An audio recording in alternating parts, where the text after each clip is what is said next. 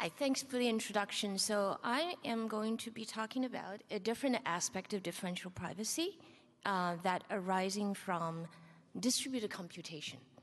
And this is joint work with my student Xueru Zhang and Mahdi Khalili.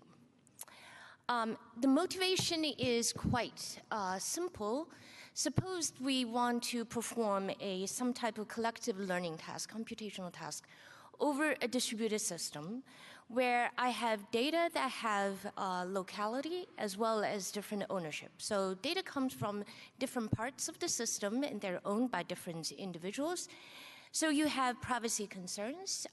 Individuals, they may collectively benefit from this type of collective computational task, and yet they have concern over sharing the data directly with one another.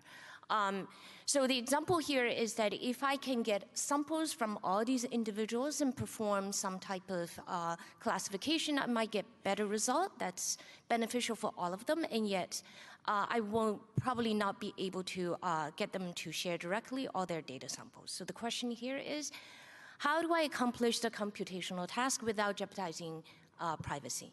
So let me just go into a bit detail about make it more concrete, the type of computation that we're talking about. Suppose I take this general regularized empirical risk minimization, where ultimately what I want to do is train a centralized classifier FC, and its accuracy is evaluated over the union of the data sets owned by n different individuals in the system.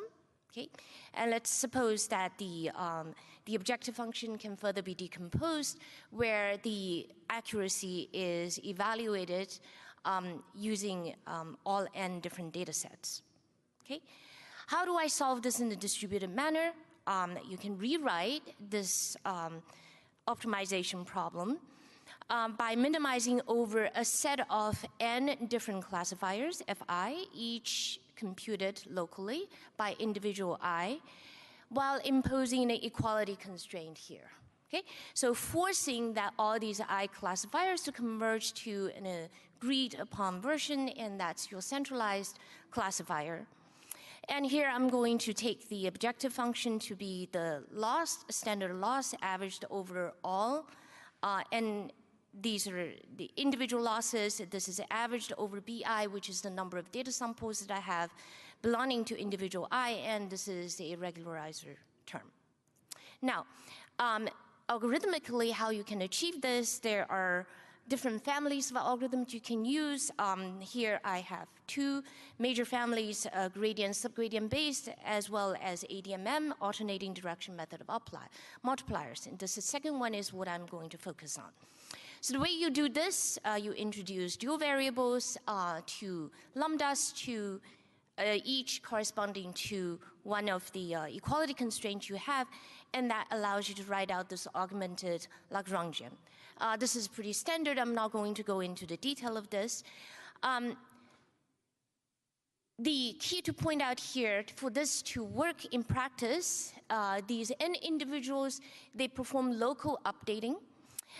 This is a primal update. They compute this, update their local classifier, as well as these weights, these W's, and then they perform dual updates of these lambdas. And the key here is that they have to exchange these primal variables among neighbors for this process to converge. And here is what privacy issues come about, because through the exchange of these primal variables, you have privacy leakage, and it actually accumulates. I'm specifically, to make this easier to follow, I'm going to look at the simplified ADMM, where I'm going to initialize these dual variables as 0, and this is, again, standard known result. Once I do that, then the ADMM iterations can be simplified. Okay, this is your primal update, and this is dual update. I'm going to show this again in just one slide. So the question is, how do you make this procedure private? If you look at standard ways of making algorithms differentially private, going back to the previous talk, you add noise to the process, okay?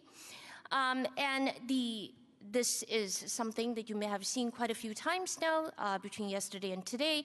I'm going to use the notion of differential privacy again that basically says you get almost the same output with a single perturbation to your data set. And this is, again, standard definition of differential privacy. This is a simpler version. I'm getting rid of the delta parameter, assuming tab to be 0. So you want the two outputs to be bounded, the difference. If you look at standard ways of injecting noise into the algorithm, there are two major ways of doing this: dual perturbation, primal perturbation. Okay? You can add noise to either of these two variables before the updating.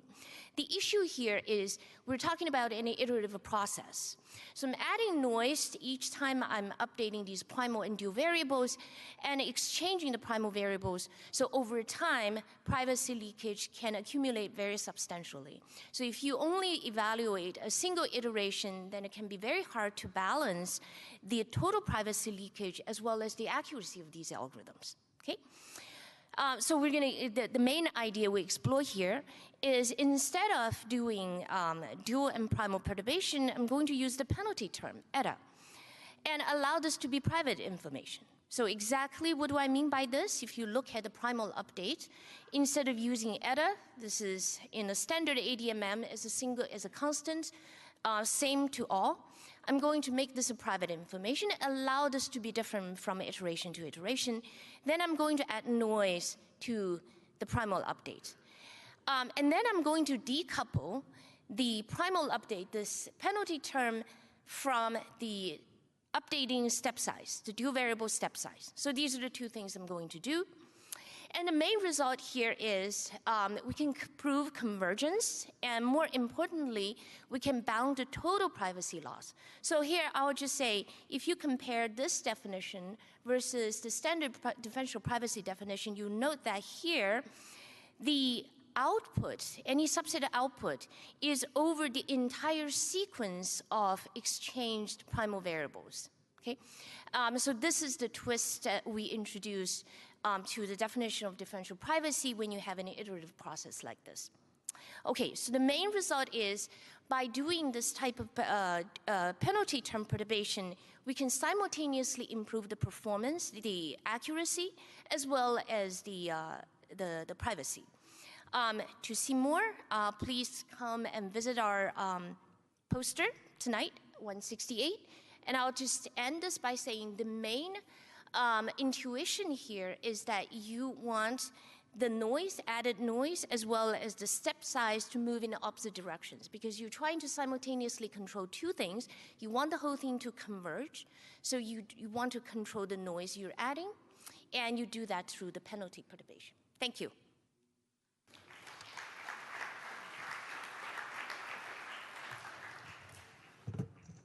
For questions, please use the mic.